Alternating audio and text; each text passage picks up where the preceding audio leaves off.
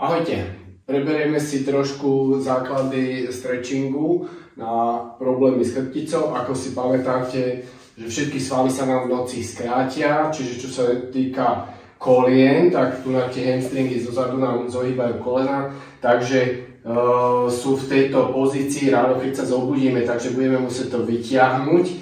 A pozrite sa, čo sa udeje hore s celou tou postúrou, keď máme pokrčené kolená, tak vlastne sa začíname hrbiť a musí to kompenzovať tunak tá lordoza, tie kríže, takže tam sa dostavujú bolesti. Takže vyťahneme si tie zadné svaly na stehnách hamstringy. Ráno si dáme na stoličku nohu, tak, že sa pomaličky s výdychom pustíme dolu, nádych a s výdychom zase nižšie, nádych a s výdychom zase nižšie.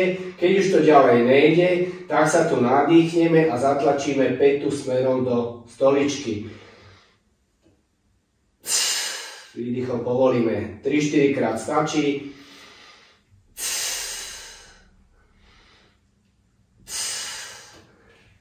Keď budete v tomto stave mať to koleno, že vám to nejde vystrieť, kľudne sa tu oprite a tlačím pätu do stoličky. Aj s tými rukami.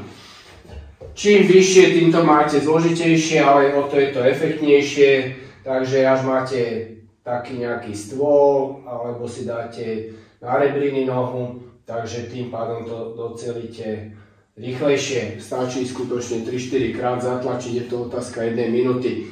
Ak sme na zemi, tak je to tento spôsob.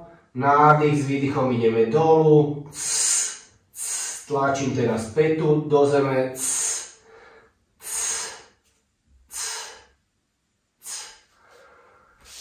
No a prejdeme na ďalšie svaly, ktoré nám robia problémy. To sú prsné svaly a to si urobíme vo dverách v zárubne dverí. Potrebujeme dostať dozadu ruky. Takže oprieme sa lakťami, 90 stupňové lakte do zárubne a púšťame telo dopredu, perujeme. Na výdych ideme dopredu.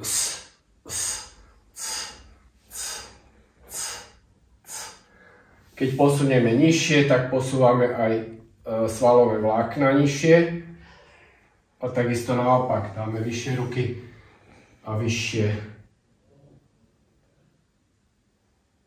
Sú tu tri tie svaly, prstné vlákna idú tak, hore a dolu. Takže teraz sme urobili aj spodné, aj stredné, aj vrchné vlákna. Na zemi si to spravíte tak, že si lahneme na brucho a teraz začnem otáčať aj nohu, aj ruku dohora. A vyťahujeme na ľavej strane prstný sval. Zostaneme niekoľko sekúnd v tejto pozícii a zopakujeme 5-6 krát. Nádych a s výdychom ideme hore.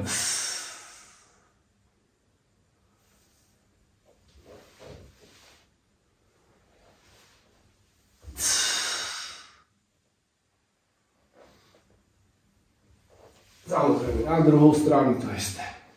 Vždy treba urobiť obidve strany, lebo by ste potom boli vykrivení.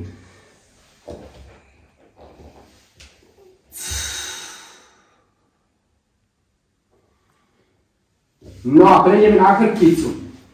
Ako som už spomínal v predchádzajúcich videách, ráno treba si zapichnúť do postele hlavu a perujeme hore dole so zadkom. Tým pádom máme celú chrbticu v oblúčiku a rozťahujeme medzistavcové priestory. Stavce sa oddialujú od seba.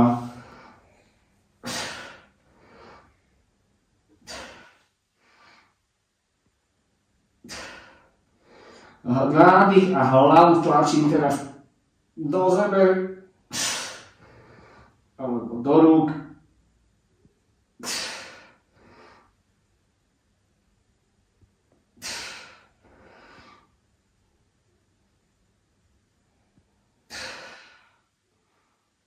Môžete si ešte potom spraviť krúžky, viacej to uvoľníte v krčnej oblasti.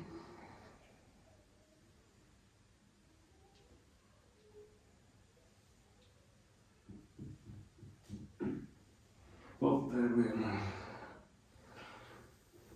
Prejdeme na stehenný sval, na kvadriceps. Sadnete si vedľa piet a ideme dozadu. Snažíme sa láhnuť, na lakte vyťahujete priamo na ten kvadriceps. Keď máte s týmto problémy, tak sa to dá robiť aj po stojačky, ukážeme ako.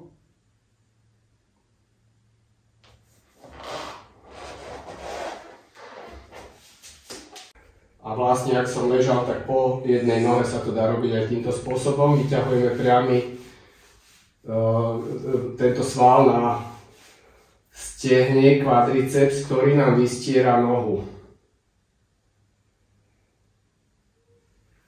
Tak, urobíme druhý. Týmto spôsobom sa to dá robiť. Tí, ktorí behávate, tak určite toto robievate.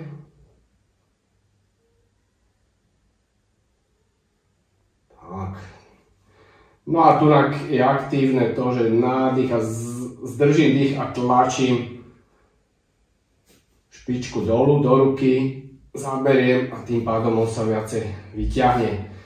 Prídeme na lítkový sval, šlapy smerujú dopredu a zadu musí byť päta položená na zemi a klesáme dolu, pokiaľ nás to pustí a zacítite pálenie v lítku, tak to robíte dobre.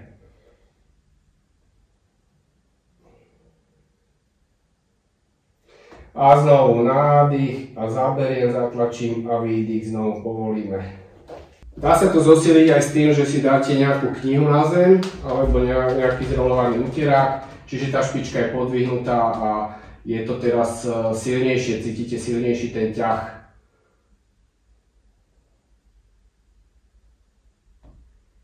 Tak, prejdeme na vnútorné svaly, ktoré nám sťahujú vlastne nohu k druhej nohe. Rozkročíme sa, nádych a sťahujem tie nohy akoby k sebe a povoliť.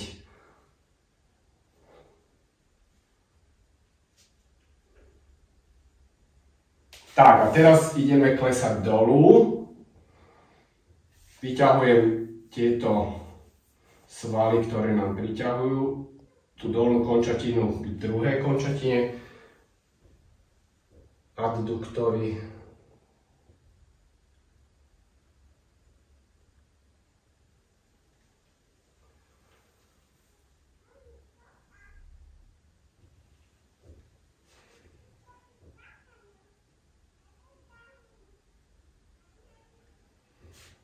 Tak. Zápestie sme robili, to je jednoduché.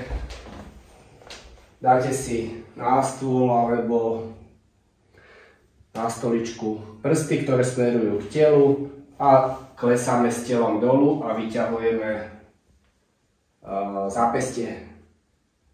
Svaly, ktoré nám ohýbajú prsty dovnútra, robia flexiu.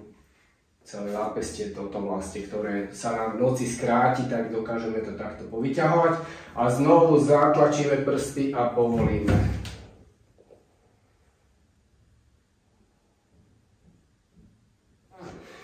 Tieto opačné sa robia len jednoducho, netlačí sa moc, lebo je to bolestivé.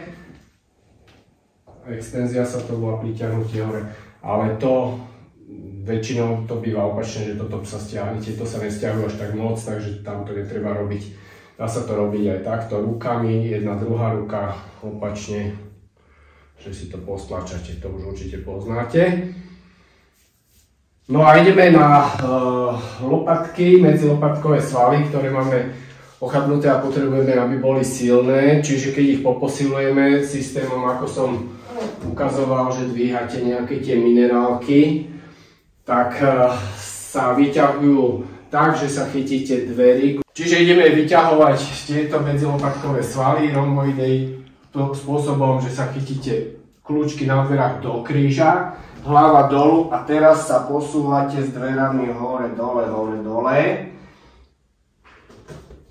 A ideme jemne vyššie, posúvam tie druhé vlákna.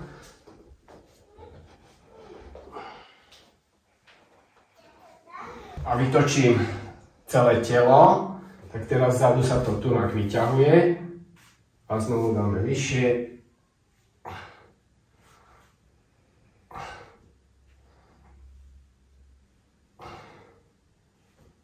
A samozrejme aj druhú treba urobiť.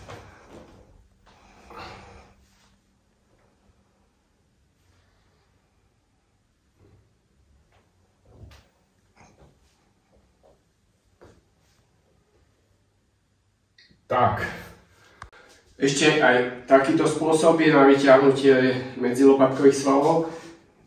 Nejdeme do predklonov, pokrčíme len kolená, sme vo vertikále a nádych a zatlačím ruky proti sebe.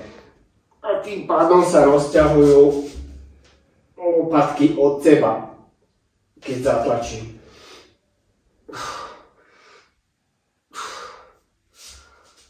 Dnes sme prebrali narýchlo také hlavné svaly, ktoré nám spôsobujú to, že tá celá postúra vedne a z tých predchádzajúcich videí viete, že máme posilovať brúšne svaly a medzilopatkové svaly a vyťahovať prsné svaly dozadu a tunák v tej lordoze. Tieto svaly máme vyťahovať, takže aby sme nemali tie problémy, že nám to celé zvedne a bolia potom kríže, takže tuto vlastne ste prebehli taký stretching na tieto základné svaly. Takže na budúce uvidíme čo ďalšie, tešte sa, ahoj!